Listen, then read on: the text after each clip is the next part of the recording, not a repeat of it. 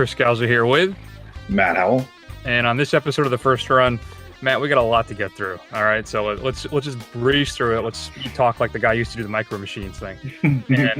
But we're going to talk about Ip Man 3, Kung Fu Panda 3, Beast of No Nation, and then in our marathon we're doing about the 80s throwbacks. So the films, do they still hold up at this point?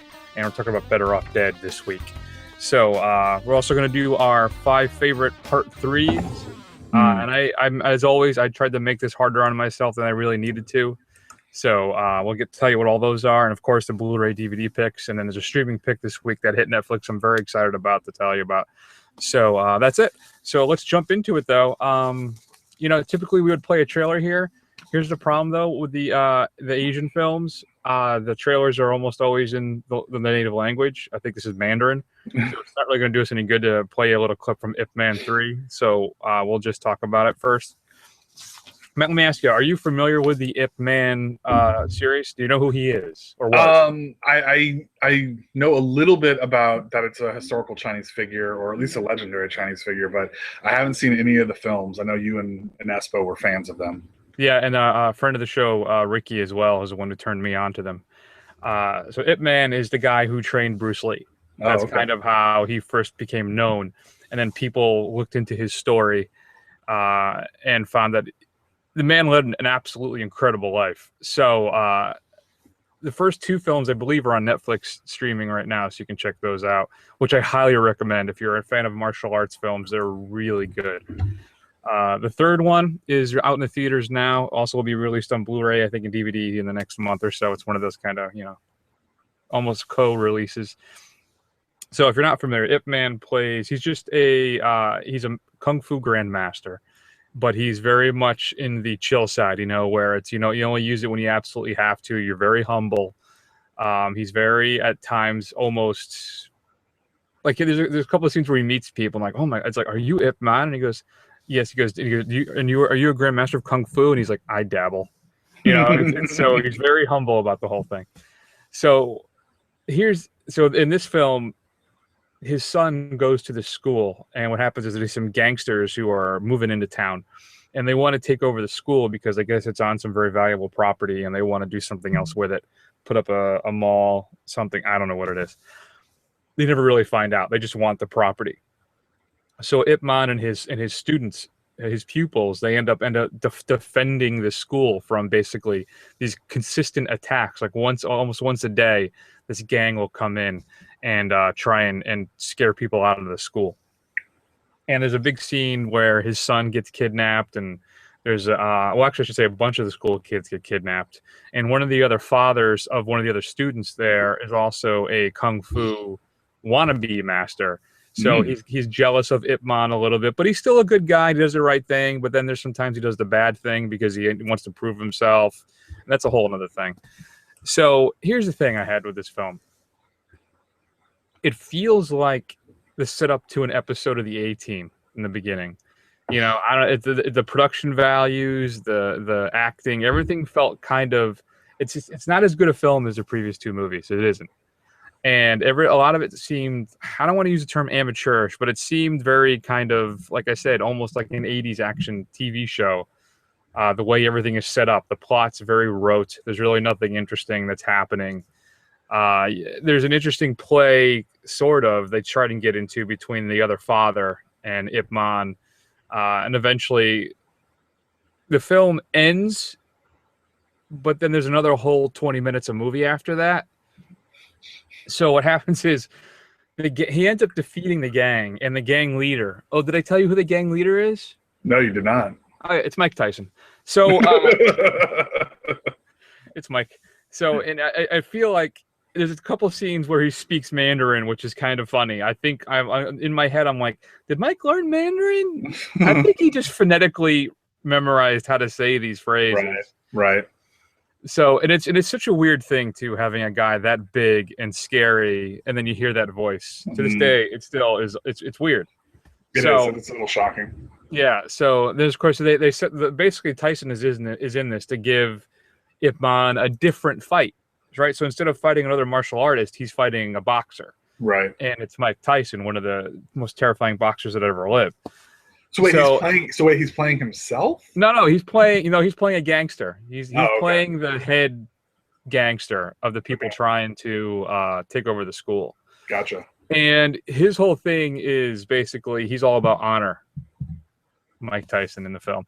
So he challenges. Ip Man comes to the warehouse or garage, whatever it is that Tyson's hiding out, and basically says, says I'm here to stop everything that's happening. So Tyson says, all right, if you last with me for 3 minutes, I will leave you alone. So they fight for 3 minutes, and the fight's pretty good. I gotta admit, I want to stress that the fight choreography is really great in this when they get to it. So yeah, it's fine. It's good. And I enjoyed the fight with Tyson. There's a subplot throughout the film where Ip Man's wife is dying from cancer, which is true. This actually happened. And it's weird. It's what's unusual about it is that, as I said before, Ip Man is very affable. He's very humble, very quiet.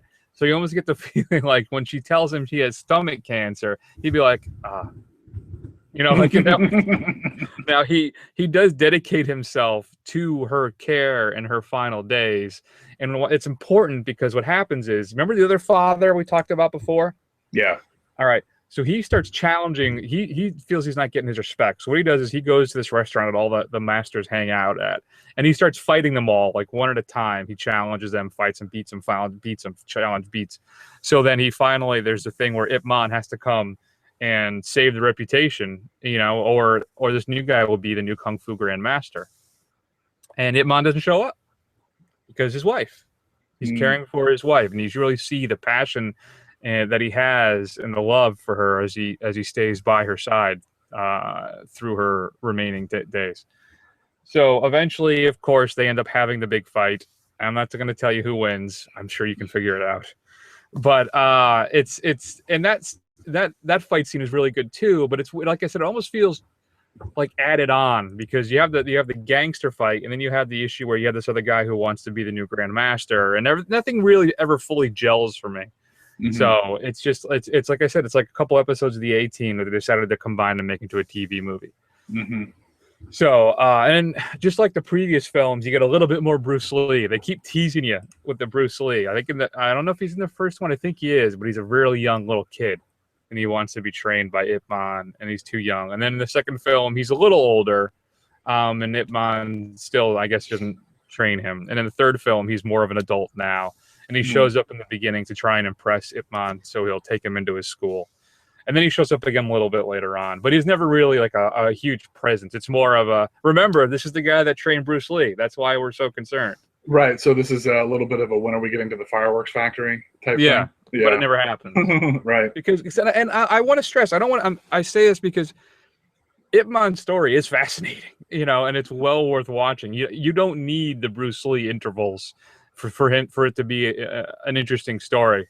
So, but they still throw it in there just as, I guess, as a reminder, that this is the guy who trained the greatest martial artist in the history of the United States, right? So, anyway, so yeah, I don't know. I didn't like it as good as much as the first two. If I had to grade this one, I'd give it a B- with a very low B-. Like I locked out of it. If you're a genre fan and you like martial arts films, I think you'll really enjoy it. I really do. The fight scenes alone are worth the price of admission. But that's it. That's all I can recommend for you. Right. Even the Ip Man stuff with his wife at times just felt, I don't know. It never really emotionally hooked me. So, right. I don't know. So you tell me. So we break down a very different martial arts, or maybe similar, could be similar martial arts film that you saw. Kung Fu Panda 3. Does it live up to the lofty goals of the first two? Which I haven't seen any. Yeah, well, I mean, lofty goals being very, very, very tempered. I mean, this is a kids movie. Basically, what this is about, it's about anthropomorphized animals in ancient China, various martial arts masters, and the titular Kung Fu Panda in the first two has been identified as like this kind of bumbling yet I don't know what's the word I'm looking for here, legendary prophesized warrior called the Dragon Warrior. So he's supposed to have all these amazing skills and shit. So he's an orphan. He lives with these this other animals, and that's kind of the basis of this new one is basically he thought he was the last panda, and then eventually another panda comes into the village who is played by Bryan Cranston. And that's one of the things about this movie. I'll go off on a little tangent here. The voice acting of this is insane, just like the amount of like A-list and B-list stars they got to do this. So Jack Black does the main voice. Angelina Jolie is in this. Dustin Hoffman, J.K. Simmons, Jackie Chan, Seth Rogen, David Cross. They all do these voices. Wow, that's quite a list. That is quite a list. But what's funny is that besides Cranston, J.K. Simmons, and Jack Black, almost none of them are really in it. You kind of hear these voices and you're like, huh, who the hell is that? And you look it up. Oh, that's Kate Hudson, and like, and as far as a kid movie, it's fine. It's really about, this is the plot of this one is some ancient bad guy comes from Kung Fu bad guy, played by J.K. Simmons' character, or voiced by J.K. Simmons. He comes back and is taking all of the chi or life force from the Kung Fu masters, and the Kung Fu Panda goes to the Panda Village, which are chi masters, and learns how to use chi to defeat the bad guy. Yeah, I mean, for a kids movie, it wasn't bad. The fight scenes were kind of cool for an animated fight scene. The humor was, wasn't, it didn't have a whole lot of the like sly wink and nod kind of stuff that like Shrek had for adults, like you see in a lot of the other DreamWorks stuff. So it's pretty slapsticky and kind of the typical kids stuff. But I mean, it wasn't a bad film. And I will say, it is really amazing, especially since I have a kid now, watching a lot of these older CGI animated films, and just to see how far ahead, like how good the CGI has gotten. It looked actually really, really good. And even just like the detail, like as far as like, the animal's fur and stuff, like it looked like real fur, and like all the individual hairs that somebody had put in there. It was pretty crazy. But yeah, I mean, overall, I would probably give this C+. I mean, it's not terrible. Was there enough to keep the adult involved too? You know how Pixar walks that line so brilliantly all the time? Yeah, I mean, it wasn't anything near even, I would say, any Pixar film at all. But I mean, it had, entertaining action. It had, kind of slapsticky, action that was kind of interesting to watch, or at least it was entertaining to watch. Yeah, I mean, I wasn't bored really at any point in it. It kept moving at a pretty brisk pace, and there was a good amount of either fighting or jokes always on the screen. Oh, that's good. Yeah. So yeah, it wasn't bad. I mean, if you're a parent and you have to go take your kid to something, you could definitely do worse than this. And usually there's not a wealth of options out there, but I mean, it's not a bad film. Fair enough. All right. Well, if you've had a chance to see either of our Kung Fu films this week, Hitman 3 or Kung Fu Panda 3, right? I'm excited to talk about our favorite Part 3 films in a little bit too as well. So stay tuned for that. All right, Matt. So now I can actually play a clip. So I'm very excited. Let's talk a little bit about Beasts of No Nation. Let's take a listen. Shh. They are coming. Everybody be quiet. They are coming.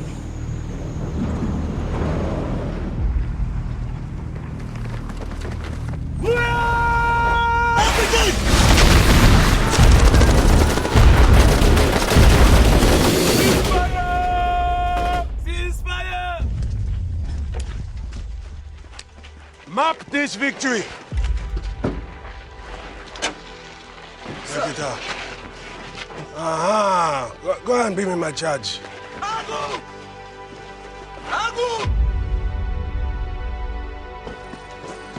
Agu, you are going to kill this man.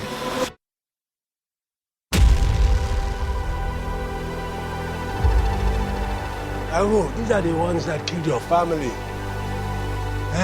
That killed your mother. Agu, go on. Agu.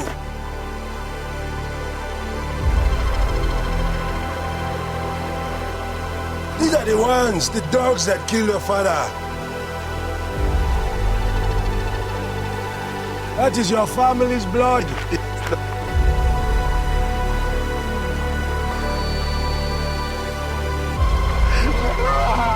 Chop him!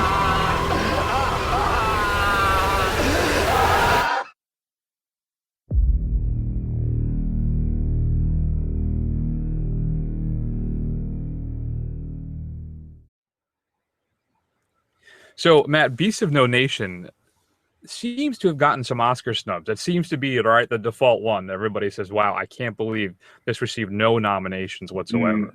Mm-hmm. And well, actually, no, it did, right? It didn't get any. I know Idris Elba won what, a SAG award? He won a SAG award, yeah. Okay. So, but if you're not familiar with the story, so it's set in Africa. We have a child whose family is massacred by these rebels, terrorist groups. I don't know what you want to call it, but this is roaming army going through the countryside trying to fight the current government. And this kid he's alone and he's trying to survive, and he runs into the army, and he's taken in by Idris Elba's character, who's known simply as Commandant. And it's his journey as he becomes this child soldier in this war-torn country, as he desperately just, I don't know, it changes and adapts to the scenario that he's surviving in, becomes possibly just this corrupted person doing what he needs to do to survive. And is there any hope for him? Can he get out of this, or is this the life now he's going to lead? Is this now his family? So, Matt, Beasts of No Nation, I got to tell you, this thing absolutely floored me. I've been resisting seeing it. I don't know if it was a subject matter. I don't know what it was, but there's this thing. This has been on Netflix now. This is where you can see it exclusively. It's been out there for a while, and it's been in my queue, at the top of my queue. And I'm like, I'm not there. I'm not in the place to watch this. Mm-hmm. Right? I mean, child soldier war films. It's not a genre that I'm dipping into all the time. So, but I got to tell you, Matt, this thing moved me to a level that I can't. The performance in this thing are so intense, particularly by Abraham Ada, who plays our star Agu. He's, how old is he in this thing? Like 10, 12? Maybe, yeah. If that, if he got to be on the under 12, I would think. So he plays Agu, who's our star, our child soldier, and just the things he has to experience and what he goes through, and the fact that this stuff happens, right? This is like exceptionally authentic. Listen, the director, Cary Fukunaga, he really puts you in there. I mean, you feel like you're watching all of this happen. It doesn't feel like a film to me, you know? It feels almost not quite a documentary, but everything feels so authentic and so real to life that's, I think, really what grabbed me. I mean, there's real horror in this film. You know, there's these scenes when Agu does these things as a soldier, and I don't want to tell you anything because I want you to get the same impact I did. But the moments where he crosses the line of certain things and does what he needs to do to be accepted by this army is just. I mean, there's a couple of times when I just said out loud, like I gasped, I went, "My God!" Or I put my hand in front of my mouth. You know, I just really just shocked me. And I've seen a lot of crazy S in my day. I've watched a lot of Italian horror films, and with this stuff, this is a whole nother level. So I was even moved to tears a couple times. It's just an exceptionally powerful film. I don't know, Matt. What did you think? Yeah, I mean, I think I agree with everything you said. I mean, as far as it is an extremely powerful film. You know, I was really impressed with kind of just the acting across the board by all of the principals. Idris Elba is absolutely fantastic, and it's the kid, the lead who plays Agu, is really good. And what I really liked about it is what I thought was really impressive was how Agu and his kind of like child soldier buddy Strika, they have very little dialogue. Now, obviously, especially once Agu joins the army or whatever, but he's got voiceovers and stuff, but he doesn't really say anything and really or much. And a lot of what his performance is based on is him reacting or kind of just sitting there and watching everything that's kind of going on around him and kind of being swept up into all of that. And it's crazy. And you know, just the kind of way that Idris Elba kind of shows how this person can get these people to follow him and do these terrible things, and kind of his force of or cult of personality is really what holds all of this together. Is just it's really just really amazingly well done. But I agree with you. I think might go into one of the pantheon of the first one-timers for me. I don't know if this is something I'm going to go back and watch saying, "Hey, you know what was a good movie? Let's watch Beast of No Nation. You're really gonna like this." We'll follow it up with Schindler's List after that. Yeah, I will say this. It's funny that you were, not for nothing, but it's funny that you said you're going to play this clip because we can understand it. I actually had to turn on the subtitles because a lot of the African actors, Idris Elba I could understand very well, but the accents on some of them, especially Agu, because he talks very soft, even in the voiceover, I had a lot of trouble understanding what he was saying. Well, I had the thing too, since I watch a lot of the films at night, once the missus goes to bed, is I have the wireless headset on, so okay. I usually don't have any problems with that. Yeah. But yeah, I think one of the things too that's so heartbreaking about the film is how beautiful it is too. Sometimes some of the landscape shots that you see in this film, it's beautifully shot. And I think one of the great things too is it doesn't moralize per se, right? It's not attempting to teach you a lesson. It's just telling you a story and presenting you the facts as they are. Yeah. Showing you what's happening. And that's the thing. I mean, even the other side, even there's the UN army, and then there's the government army that they're fighting against.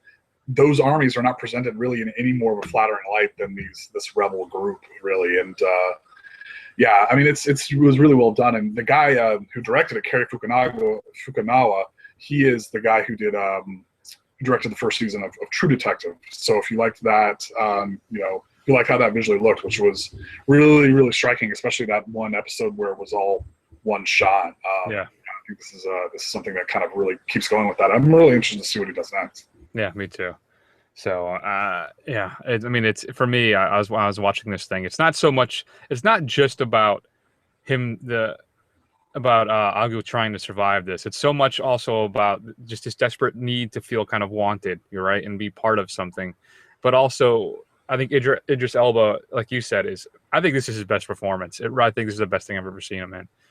And it's all about power too, like, because the scene, when Elba is offered the promotion and he doesn't want it, because he knows who he is and his power is in leading the army. And I don't know. Elba really is just fantastic in this film. I've always been a big fan of his work, but I'm telling you, this for me is another whole level for him. He really becomes the commandant. He really does. It's fantastic. So if you've got a chance to see Beast of No Nation, we'd love to hear your thoughts. Shoot us an email at feedback@thefirstrun.com. If I had to grade this one too, I miss the days back in the old website when I actually had the second page when we'd do the grade list of everything. Yeah. I have to figure out a way of doing that again. I don't know. Either way, I think I would give this probably an A-. I don't know if I'd go full A or A+. But maybe A. I mean, really, it is fantastic. I'm trying to figure out why the Oscar snub happened. I'm assuming because it had its debut on Netflix, and they viewed that streaming stuff as the enemy, basically. Yeah, right. So I think that's why it was shut out. And if that's the case, that's horrible.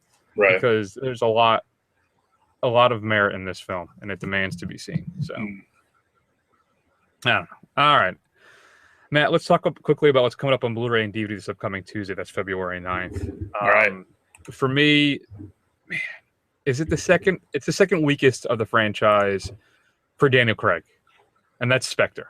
That's being released. If you get it by Best Buy, there's a really cool steel book. If you get it from Target, there's a bonus DVD. You get 20 minutes of extra special features, and that's one of my big complaints of this release. There's really nothing here in regards to special features. So it comes with a Blu-ray, digital copy, and ultraviolet pass as well. So I gotta tell you, I saw this twice in the theaters. I liked it. I did. I don't think it was as good as Skyfall, though I do have my problems with Skyfall. But I don't know. It felt like, for me, with Spectre, it's like they have people complaining, right, that they haven't gotten the James Bond that they grew up with. They haven't gotten the Roger Moore Bond. And this is more, they haven't gotten the cliched, you need the car, we need the gadgets, we need the big scary guy. We need, we haven't had that yet. And this is it. This is that film you wanted. And I feel like some part of me is like Sam Mendes says, are you happy now? This is what you wanted and you got it. Are you not entertained? Exactly. So it has some great moments. I think the major misstep, and at this point I think we can talk about it, is the revelation that Blofeld is his stepbrother or half-brother, however you want to look at it. He's when Bond's parents died in the climbing accident, it was Blofeld's dad that adopted him, adopted Bond, and that Blofeld. But then and the dad ended up liking Bond more than his own son, and that's what drove him to do what he does, which is stupid. All right, it's just I remember saying in the beginning when the rumors were going on about that, like if they make him his brother, I'm gonna walk out of the theater as soon as that's revealed. And they didn't make him a blood brother, thankfully, or like a Thomas Wayne thing. What was that Hush's name? Yeah. So, but still, you could have had the motivation with Bond in the previous films just screwing up all of Spectre's schemes. That could have been the motivation alone. That would have done it. Right. But no, we got to add this extra angle, which is totally fantastical and it's just stupid. So I'm still upset about it, and it really twisted the whole film for me. I think if they didn't do that, I may have liked it even more than I did. Plus, the opening scene, which was supposed to be some fantastic thing, is not that good. The helicopter fight, I'm sorry, it didn't grab me. It didn't. So I don't know. But Spectre, I may actually wait on this one. Usually I buy them pretty much when they come out, the Bond films. I can see waiting. I have a new policy this year, Matt, where I'm waiting until Black Friday for stuff that's not an absolute must-buy. Hateful Eight, that's going to be a must-buy for me. But the other stuff, I'm just going to wait for Black Friday and see if it gets super cheap. There you go. So, and plus, I think there may be a special edition of Spectre coming out at some point, though they didn't do it for Skyfall. So, I don't know. We'll see. A film that I was initially disappointed by, but upon further reflection, I think I really like, and I'm going to want to check it out again. And that's Guillermo del Toro's Crimson Peak is being released as well. Includes a Blu-ray DVD digital copy, Ultraviolet. I was going to get it on iTunes because I still have some money left over from the holidays from an iTunes gift card. But the iTunes version does not come with a commentary by Guillermo del Toro. And for me, that's an absolute must. So I will be picking up the Blu-ray on that. Also includes some deleted scenes. The thing about, and a bunch of other featurettes, Del Toro, he's going to load you up on stuff in the making of his film. Del Toro thinks this is one of the 3 best films he's done. So my thing is I walked into this expecting some terrifying gothic ghost story. And it's really not that. It's not a horror film per se. It's more of a thriller ghost story. I kind of mixed that up on myself. But it's not a terrifying horror film. It's, it's a throwback thriller. So with that perspective, I think it's much more successful than I may have originally thought, and I want to check it out again. You're a Del Toro fan as well. You didn't get a chance to see Crimson Peak, though, did you? No, I did not. I know it was on my list of things that I wanted to see, but I never got around to it. Yeah, well, here's your big chance. 99 Homes was a limited release film. It's exclusive to Best Buy, I think, for the next 3 months. But basically, it's Michael Shannon, who is absolutely fantastic. Andrew Garfield and Laura Dern. What happens is Garfield plays a single father who gets evicted from his house, and he ends up having to work with the guy who evicted him, which is Michael Shannon. And it's based right in the height of the financial crisis when people are getting evicted out of their homes. As these people are, they basically show up and tell you got to get the hell out. It's supposed to be an absolutely gripping drama / thriller set during the housing crisis. I really want to check this out. But it's one of those little artsy films, so I'll bet you it'll show up on Netflix probably within a month. Includes commentary by the director and then a deleted scene as well. Matt, have you seen Grace and Frankie, I think it is, on Netflix? No. Sorry, what was that? No, I have not. Thank you. So Grace and Frankie is a show with Jane Fonda and Lily Tomlin. The missus here absolutely loves it. And it's basically about 2 women dealing with the fact that their husbands, played by Martin Sheen and Sam Waterston, come out of the closet and that they're in love with each other. So they're actually gay, and they end up leaving their wives to be together. And it's how the 2 women kind of build a new friendship and deal with the dramatic change in their life. So Lily Tomlin's having a bit of a resurgence. And there's another film she was in last year I want to see being released this week called Grandma, where she plays a grandmother who's gotten kind of through breaking up with her girlfriend, and her granddaughter Sage unexpectedly shows up and needs $600 before sundown, supposedly for an abortion. But it's supposed to be one of those kind of funny kind of family dramas that's a little risque as well, where grandma's kind of talks a little filthy. She doesn't take any gruff, and teaches the granddaughter some life lessons, blah, blah, blah. But it's supposed to be really good. So check that out. New to Blu-ray, I think the weakest of the Christopher Guest mockumentaries, A Mighty Wind, is being released. Okay. Have you seen A Mighty Wind? No, and actually never got around to seeing A Mighty Wind because I heard kind of mixed things about it. Yeah, it's not. No, that one didn't really work for me. Includes commentary by Christopher Guest and Eugene Levy, a nearly half hour of additional scenes that also included commentary as well, and a bunch of other stuff. So if you're a fan of Mighty Wind, here's your chance to pick it up on Blu-ray. Awesome.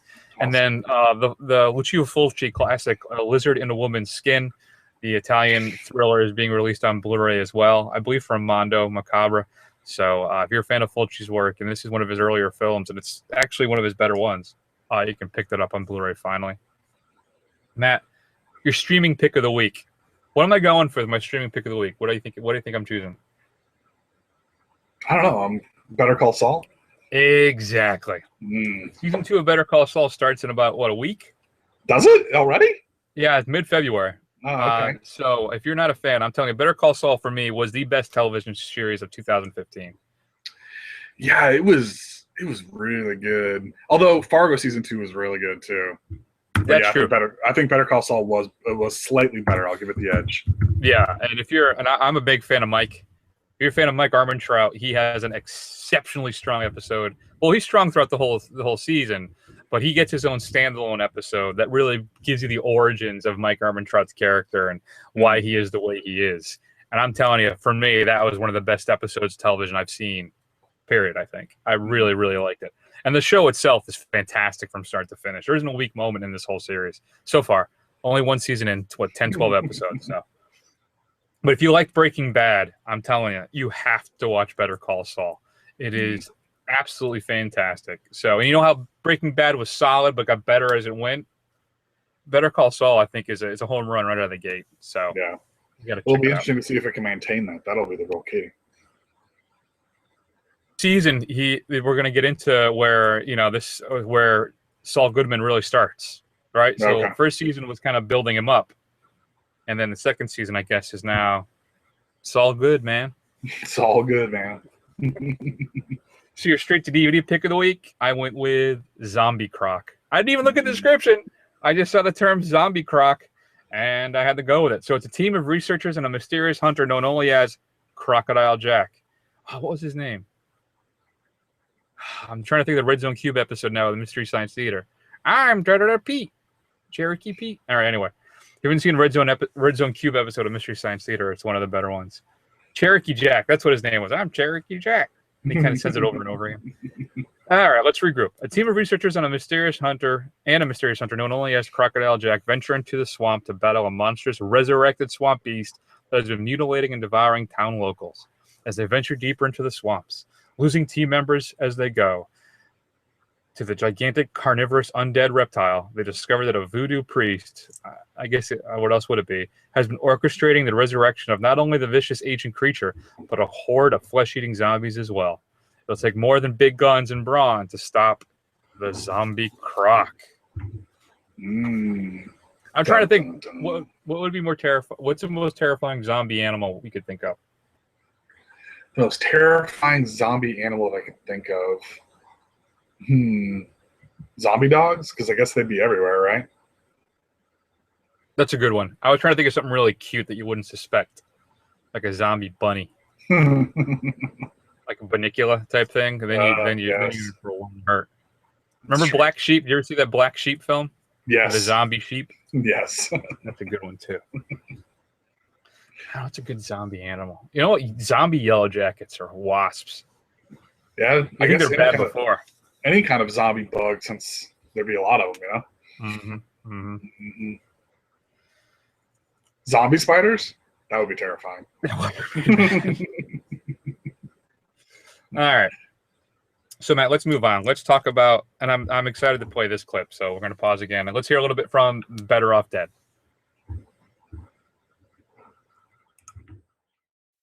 Hi. Now, in honor of our special guest, I've created dinner mondieu. First, we have French fries and French dressing and French bread. And to drink, ta-da, Peru. All right, Matt. So this is one I was concerned about. I really liked Better Off Dead when I was a kid. Mm. I mean, there's a lot going on in that film. You have hamburgers coming to life, singing Van Halen songs. Yeah. You have, and I have a theory about this film too. We're going to talk about it a little bit. But basically, if you're not familiar with Better Off, well, why don't you tell the kids at home, Matt? Well, tell us what's Better Off Dead about? Geez. Well, as much as you can. Yeah, the 10-second synopsis would be John Cusack gets dumped by his girlfriend, spins into a spiral of depression, and has a ski race with this local ski stud to try and win her back. There you go. Did you see the It's Always Sunny episode the other week about the ski school thing? I caught the end of it. Like I caught the end of it from watching Man Seeking Woman, and I was like, oh man, they're doing a ski episode. Yeah, it was more about ski school is what they're making fun of, but still. Okay. Anyway, all right. So Matt, man, I got a lot. Look, I want to show you something. I got a lot to say. Look at all the notes I have for Better Off Dead. You see this? Holy crap, that's a lot. And I watched this last night. I didn't start watching it till like 11. Hey, me too. We were like watching it at the same time. How adorable. It's really okay. Let me give you my basic theory about this film, and then we'll talk about how I felt, how I thought it was still good or not. I am convinced that Better Off Dead takes place in an alternate dimension. Okay. Let me give you here. I'll make my case. Okay. There's a scene where Curtis Armstrong, Burt Booger for the Revenge of the Nerds fans, or for Moonlighting fans, for me, Burt Viola. They talk about the ski contest taking place in the state of Northern California. Right. Okay, so that's one. Right. Two, the mother is clearly in a different movie. She's in a horror film. All right. She's in that movie with what's the one with Randy Quaid? Parents, yes. Where they're cannibals and they're making, or because there's a scene too, a couple of scenes, like one scene in the beginning when she's holding a knife behind her father and she talks about somebody being obsessed and being insane, or their son being insane about being the girl, and she's nuts. And then there's a scene where she's cooking something and there's tentacles moving in it. Yeah. Notice though, one of the tentacles she's putting in the pot are severed. Yes. They're not attached to anything. Okay. Yes. All right. And they're still moving. Then there's the bike kid, right? So either the newspaper boy, right? Either there's a cadre of them, there's a whole bunch of them, or he can replicate himself. There's the issue with the brother, right? Who I love the kid and his guide to trashy women, but he makes a real life laser gun and a spaceship. That's and then another small thing too, in this universe, cereal boxes don't have internal bags in them. The cereal is just in the box itself. Right. Gotcha. So there's little things throughout it, right? There's Burt Viola's carrying around the preserved pig in the jar. There's sentient hamburgers. I really feel like this is this whole thing takes place. There's two theories I have. It's either in an alternate dimension. Right. The bad guy's last name is Stalin, for Christ's sake. I know it is. and then Lane, John Cusack, he's able to buy a pristine Camaro for $200. It just needs to have some screws tightened and a new air filter. Right. Well, they got to change the tires too. Well, fine. So there's 2 points. Either this takes place in an alternate dimension where everything's very hyper stylized or whatever, or Lane has a psychotic break when he breaks up with the girl and all this stuff happens in his head. Those are the only two things I can think of. Okay. Which was correct? Well, I guess out of those two competing theories, I guess I would say, although, Booger's statement about Northern California makes it very compelling to some kind of an alternate universe, I'm going to say it's probably meant to be a psychotic break with Lane. Okay. That's my thought.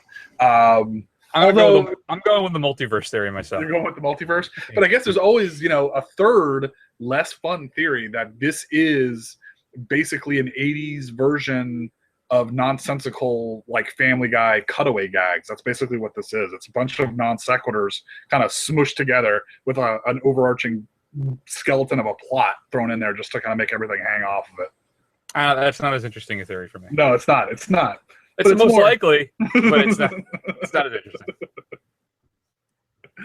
Yeah, this movie. I actually laughed out loud a couple times because I had forgotten some of the jokes. But man, I was thinking to myself, I'm like, man, this is like the 80th of 80 movies that I can possibly like. This is like up there in top 5 80th of 80 movies that I could think of.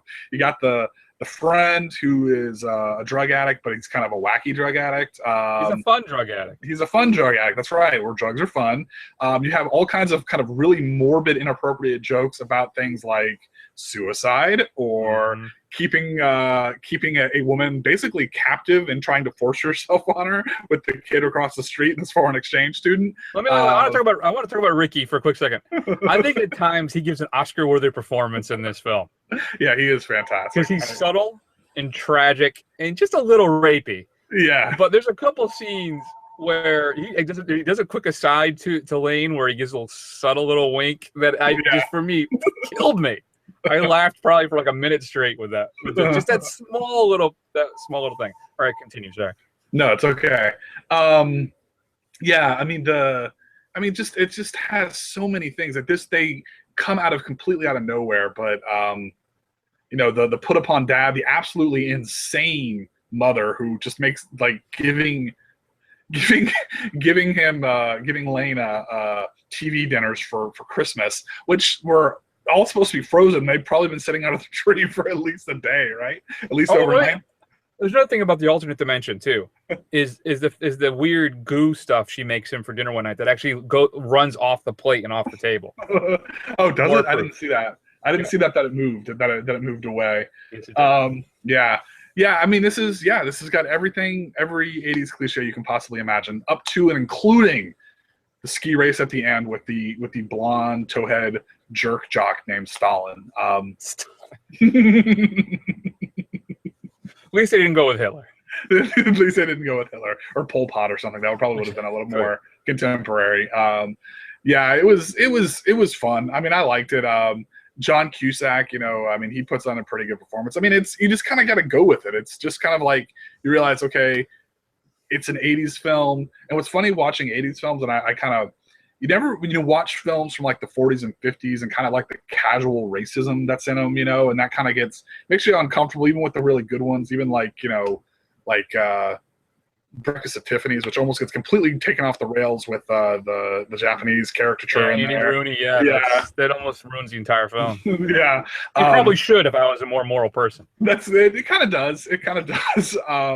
But it's funny, you watch the 80s films and they kind of got the kind of the whole, casual homophobia. There's kind of like the kind of I wrote it, just a dusting of homophobia. Yeah, dusting of homophobia. The kind of casual misogyny, kind of rapey vibes that are supposed to be kind of funny that you see in a lot of these films. Mm-hmm. So it just kind of makes you wonder, in another 10, 20 years, you go back and you watch an 80s movie and people are just going to be cringing a lot more from watching some of these things.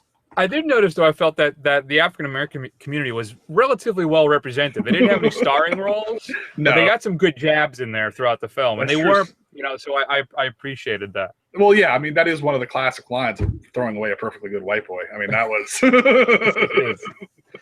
I still use that line to this day, actually. Yeah. So sadly, it doesn't happen a lot. There's not really context to use. You got to wait till you're around your fellow late 30, early 40-year-olds for that to land. So, yeah, I got to tell you, I was surprised how well this held up for me. Part of me thinks I enjoyed it now better than I did when I was a kid because I think I appreciated it more. I think I got more of the jokes that maybe I didn't really understand when I watched it when I was like 8 or 9. Yeah. And you appreciate the absurdity of it more. Yes, I think that's exactly it. I like the father. Cusack's father in this at times is absolutely brilliant. He really, because he's very sarcastic, but he's also like very literary. You can tell he's a smart guy, just the way he talks. Yeah. It's just, I don't know. It just, and it's sad in my life. I'm identifying more with the father than I am with an insane wife, a suicidal son, and another son who's basically a mad scientist. Yes. And he's an attorney too. He's an attorney. I missed that. Is he? I forgot that. Yeah. Remember when he has to go when Lane has to go, gets put up on the date with the girl with the headgear?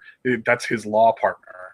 That's his dad's law partner. I was talking about the brother. I thought you were talking about the brother. No, not the brother. No correspondence courses from Captain Crunch on getting a law degree. I also has another great line too that I didn't recall at all. is when he one of the original. I think it's the first time he gets into the accident with a burger guy, and I think that's a perfect way to describe it as the Family Guy thing, because the only reason those accidents happen is to set up the fact that we get introduced to burger guys, that we get the job there later on, just so we can do the animated cheeseburger segment. Right. But when the guy says, "I'm going to activate your dental plan," yeah. I think it's one of my all-time favorite threats of all time now, and I got to figure out a way to use that one as well. So yeah, no, I think that's interesting. I think it's a really good point about what you said too about the casual, offhanded, humorless way it handles suicide. But I think it's good time. It's good too because he handles it. Cusack handles it well. It's like, wait, what am I doing? I have so much. I've never been in New York City. I have so much to live for. Right, exactly. And then his mom knocks him off, and he's sitting there strangling. Like, that's the joke. He's sitting there strangling while his mom is vacuuming.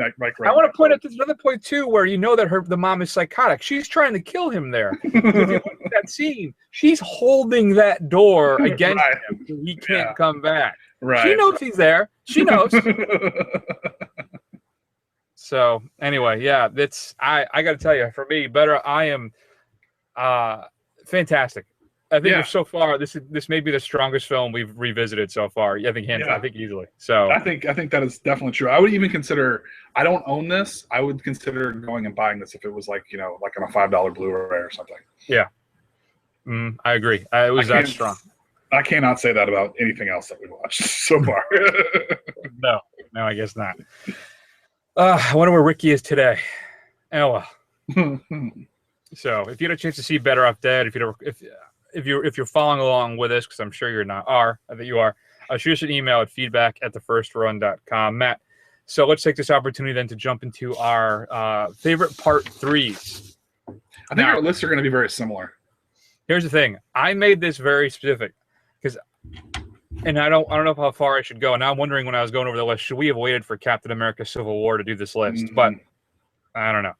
I think the fact that we were both doing 2 part 3s for the beginning of the show is good enough for me.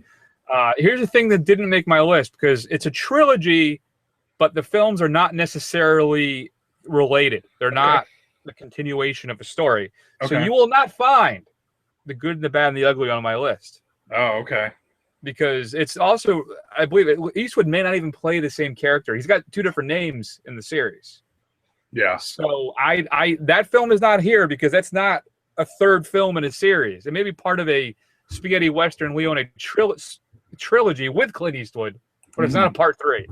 So that's the kind of stuff that I did not have in my list. Okay. Did you assign any ridiculous restrictions on yourself?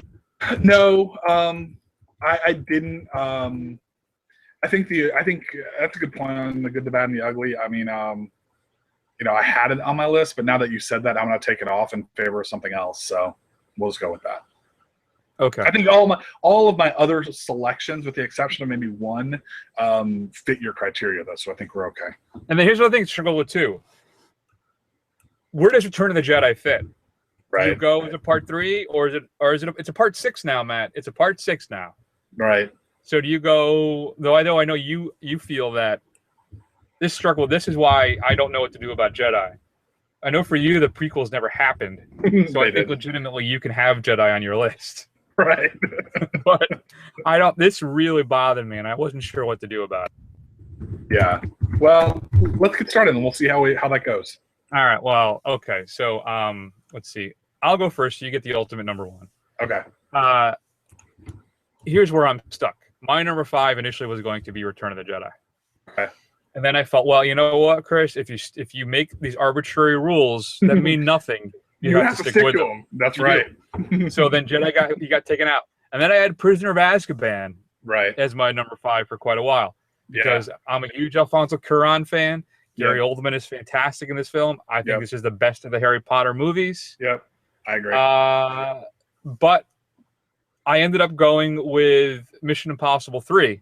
Okay. For one specific reason. Okay. And that's P.S. Hoffman. I think he absolutely knocks it out of the park in this film, chewing up the scenery everywhere he's in. And I almost made it my number 5 just for this one particular scene when he's threatening Ethan Hunt, Tom Cruise's character. He's talking about how, do you have someone you love? I'm going to hurt her. And I'm going to hurt her in front of you. That scene alone for me sells that movie. And and it's really, I don't know if because I think it was 2 years too. I think just a week or so ago that he died. Oh, really? 2 years. So that's it. So it kind of just was on my list because of that. And that just his performance in that film makes it one of my favorites. So I ended up going with Mission Impossible 3. Very good. All right. Well, my number 5 is Return of the Jedi. Definitely the weakest of the original trilogy, or I should say the Star Wars trilogy, since there weren't any other films except for this one that just came out. Sure, you keep telling yourself that. Well, you know what? If I choose to never watch them again and never discuss that they ever happened with anybody, then they just never happened. You know? Yeah, I mean, think that's how that works. Yeah, it does. That is how it works. But yeah, I mean, definitely the weakest of the trilogy. But you know, I remember it holds a special place in my heart just because it was the first. It was the first one that I actually saw in the theater when it first came out. I remember going to see this with my dad in the theater when I was like 5 or 6 years old. It's funny because in the lead up to The Force Awakens, I did a lot of reading on Star Wars and things, and I saw a lot of the nitpicks. I mean, obviously the Ewoks. A lot of people really hate the Ewoks, but just that in Jedi doesn't really have much of a story. It's just kind of like these scenes kind of smashed together, and they're not wrong. I mean, you got to figure a good 75% of the movie is just really 3 battle scenes happening at the same time. But I mean, it's fun. It's kind of the end of a trilogy. It's kind of the climactic battle. And it still has a lot to recommend it. And you kind of, if you're a fan of Star Wars, you obviously have to have seen it. And you do like it. So, number 5. I agree with mostly of what you said. And don't forget, when people start hating on the Ewoks, don't forget how badass they are. They were going to eat them, all right? They were going to roast Han and Leia. No, not Leia. But they were going to roast Han and Chewie. Man, I hope they would have skimmed them first. But they were going to eat them. Don't forget that. They were. Well, I mean, and guess what? I mean, when I was 5 or 6 when this came out, I mean, I liked the Ewoks. I thought they were kind of fun. Yeah, me too. I mean, I think the people who like it now are either revisionist people, like people who watched it when they were for the first time when they were like 14 or 15, and these are the same people that inexplicably like that first set of films that we shall not talk about, that I'm not even sure exists. So these are the people that think Spaceballs is the greatest comedy of all time. This is true. Idiots. I've not seen Spaceballs since I was like 12 years old. Me neither. And I won't. Maybe we should have put that on the list because I'm telling you, there's no way that thing's going to hold up for me. It's not.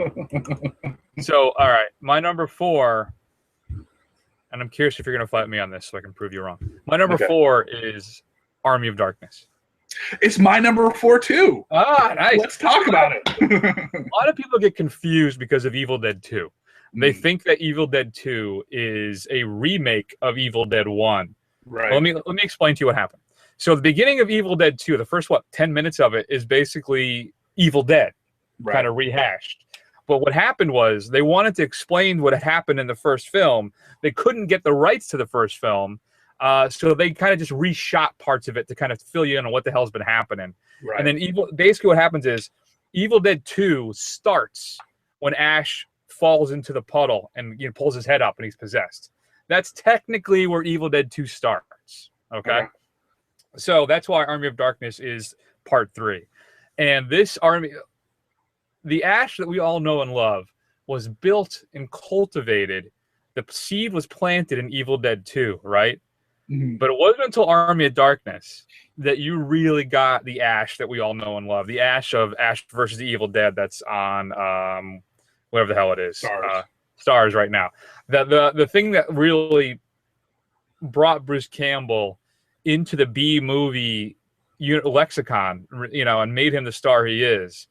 It started with Evil Dead 2, clearly, but the crystallized Ash character was an Army of Darkness. And what's so great about it too is it's not a horror film per se, but it's more an homage to the Val. What the hell's the guy's name again? Oh crap, I'm blanking on it. The guy who did the Clash of the Titans. Ray Harryhausen? Right, thank you. It's an homage really to the Ray Harryhausen stuff. I was thinking of Val Newton, who did the Cat People horror film right back in the day. But anyway, Yeah, so it's got great stop action animation stuff, and it's just a lot of fun. And that's basically what it is. It's just a ton of fun, and Bruce Campbell is just absolutely brilliant throughout that film from start to finish. So yeah, definitely not a horror movie. Definitely a kind of a action horror comedy hybrid thing. But yeah, this is really kind of where the seeds of what a lot of people like about the Evil Dead. This is where it all kind of blossomed. Boomsticks and pillow talk and everything else, and give me some sugar baby. Give me some sugar baby. That's all in this film. So, and I get it. If you watch Army of Darkness and you don't like it, then the Evil Dead stuff is just not for you. That's just kind of what it comes down to. So that's really kind of where it's separated for everybody. But yeah, I had a lot of fun with it. It's a good film. Yeah. Well, I want to point out though, I think you should still, if you don't like Army of Darkness, you should still watch the first Evil Dead. I still think that film's terrifying. You think so? So I think so. I think maybe it's unfortunately hampered by its low budget, but that's what part of the appeal, and the fact that the thing's almost 40 years old now, almost. Right. So I still think Evil Dead still holds up. Evil Dead 2 is just a different animal. That's the progression into the horror comedy, and then part 3 is more just a swashbuckling thriller, comedy. I mean, that's when the Three Stooges stuff really takes over. For some reason. So. My number 3 then is the third film, surprising, of the Bourne trilogy. It's the Bourne Ultimatum. Paul Greengrass, Matt Damon. I think the strongest film of the Bourne series, and I'm excited that the two of them, Greengrass and Damon, are coming back for another Bourne film. I think they come out this year. It might come out this year. Yeah, I think it's supposed to come out this year. Yeah. So, but the first one, The Bourne Identity, is solid. Doug Liman does a solid job with that film. Supremacy, great. But Ultimatum, especially that Waterloo Station chase scene, is fantastic. If you haven't seen any of the Bourne films, I'm telling you, they're very strong, but the Greengrass ones in particular, and then Ultimatum being the strongest of the three. You don't usually see that in a series, right? Where the third film is the best of the series. But for me, Bourne Ultimatum, fantastic. So yeah, thrilling action. Good pick. My number 3 is the end of a trilogy as well. It is the Return of the King, the last installment in the Peter Jackson Lord of the Rings trilogy. This is the one where he won the Oscar. Kind of, I think it's generally assumed to be for the entire body of what he did for adapting those, but this is obviously the last one that came out. I know a lot of people think this is one of maybe the weaker one. I don't necessarily agree. It's got it's really where everything kind of comes to a head. It's got the biggest battles. It's got the longest protracted fights. And I do appreciate in it, kind of, especially in the extended edition, the kind of extended coda that kind of goes after everything's gone or done, and they kind of see where everything ends up. I did kind of appreciate that.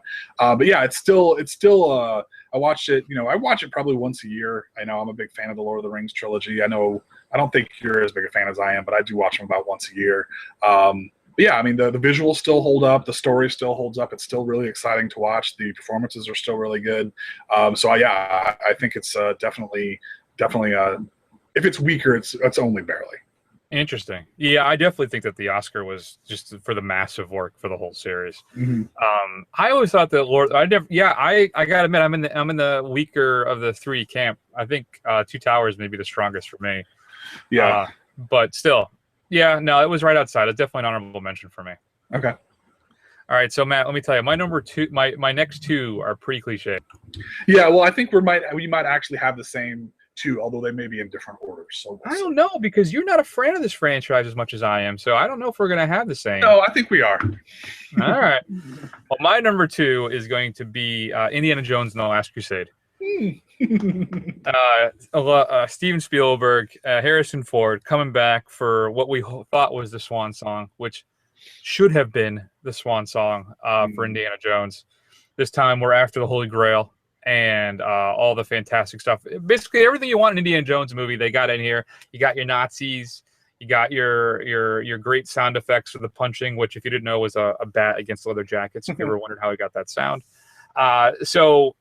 But really, Harrison Ford's in top form here in this film. You got Sean Connery playing his dad, though I think there only is an 8-year age differential between the two at the time.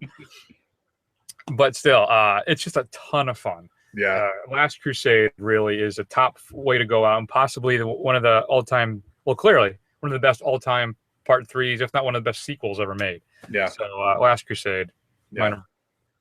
Well, I won't spoil this for you guys. So Last Crusade was actually my number 1.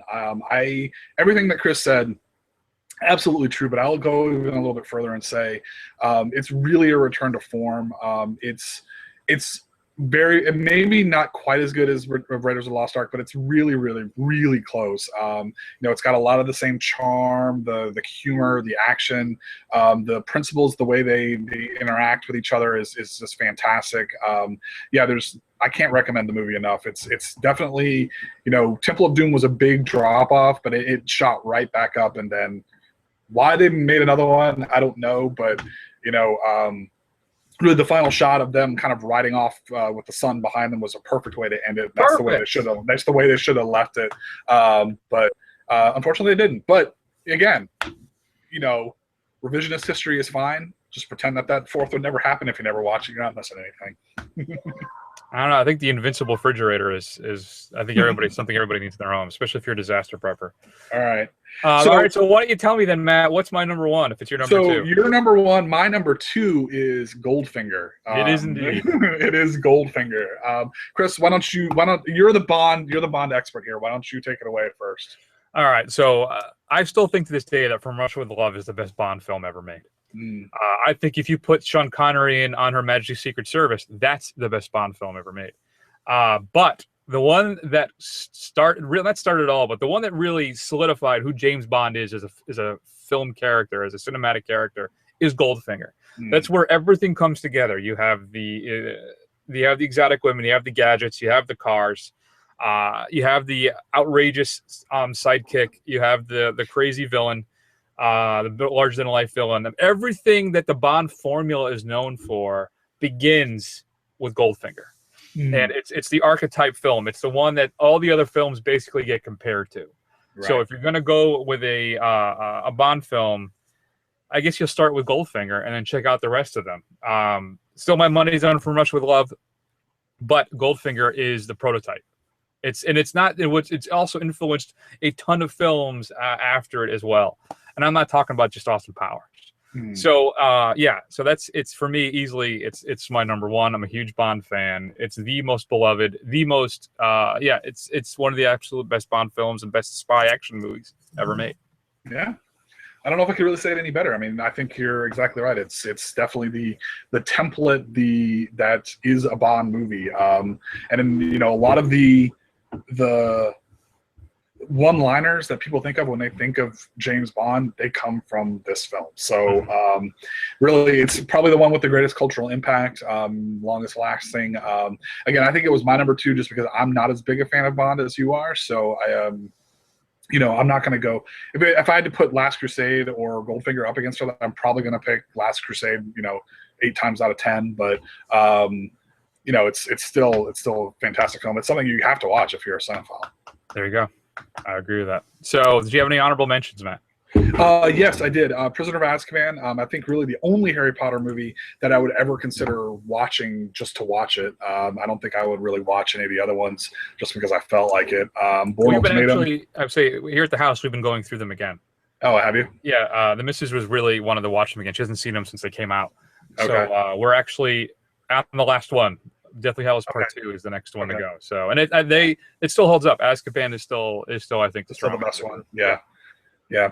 How's that first one with all the kids and stuff? So it's not good. It's okay. It's not good. Second one's not that good. Yeah. But Azkaban and then Goblet of Fire is good. Phoenix is good. Yeah. But again, Part 1 of the Deathly Hallows, man, it's still bad. Oh, yeah. It's so slow. Nothing happens. Right. So, that's still a major fail for me. So, Greedy for money. Born Ultimatum, which I thought was also a very good, awesome spy film. Back to the Future 3, it has its moments. And then Die Hard with a Vengeance, which I thought was a good return to form after Die Harder or whatever. Yeah, Die Hard 2, Die Harder. Was that it? Yep. Yeah, Die Hard with a Vengeance was on my honorable mentions as well. I had Return of the King, Azkaban.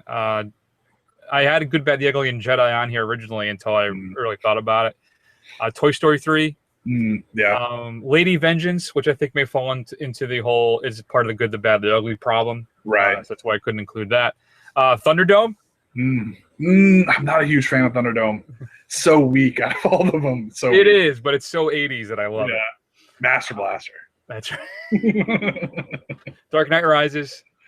Search for Spock. Star Trek, of course. That one's tough too. It is. It is. But, and then, that's the thing. I was looking at this list. I was like, man, some of these are just rough. But they blow up the Enterprise, and it's a really cool effect when they do that. And then, of course, a very Harold and Kumar Christmas. No, that actually was pretty good. You're right. That was pretty good. I remember when Dave was on the show, he said that was his absolute favorite use of 3D in any film in history. And watch the film, and you'll know exactly what I'm talking about. All right. Well, I didn't see it in 3D, but I do remember it. So fair enough. So that's a big show for this week. Next week, Matt, I'm very excited. Hail Caesar is out in the theaters. I will be checking that out. Doesn't look like you might get a chance. So what do you want to do next week? Are we doing a Willow next week? Yeah, I'd still like to do Willow. Let's do Willow. Okay. Do you know it's a Ron Howard movie? Yeah. Yep. Crazy. I knew that. I'd forgotten that. So yeah, we're talking about Hail Caesar. We'll talk about Willow. We'll figure out what we're doing for the final segment next week. In the meantime, look us up. We're on Facebook and Twitter. Go to YouTube to watch the live stream of the show. Just do a search for the First Run, and we'll come right up. Shoot us an email as always at feedback@thefirstrun.com. We're also on Instagram, though I found out that I'm not allowed to post pictures of my junk, so that's why stuff keeps getting deleted. So that's it. So that's the big show for this week. We're going to take an extended break, and Matt. Oh, there's something else I wanted to say to you. Oh, that's what it was. One of my favorite lines again from Better Off Dead. I don't know, I may start closing the show with this. Look really good today, buddy. Looking real good. Anyway, that's a big show for this week, everybody. We'll see you in a week. Thanks for listening. Bye.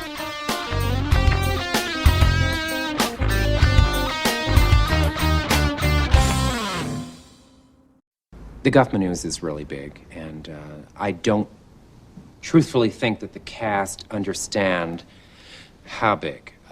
They don't know the New York thing. They haven't been through it, and I have, so it is kind of on my shoulders. And going to the Big Apple for the first time, is such an experience. You never forget it. It stays with you for your whole life. Me, right out of the Navy, fresh off a destroyer, with a dance belt and a tube of chapstick, basically, not really much to call my own, and then basically being slammed down for 10 or so years, off Broadway, and then enough is enough, okay? I get the joke.